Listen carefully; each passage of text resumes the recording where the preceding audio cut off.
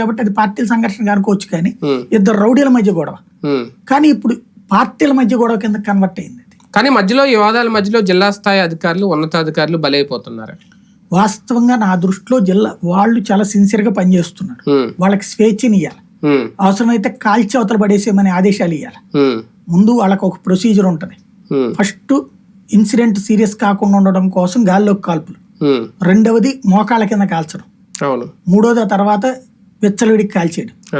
ఒక్క 2 గుంపుల దగ్గర అట్ట కాల్చారు అనుకోండి, మూడో చోట చేయడానికి వణుకుతారు. చెయ్యాలి. అది ఉక్కుపాదం అంటే అదేనేమో, అది అసలు ఉక్కుపాదం అంటే అది.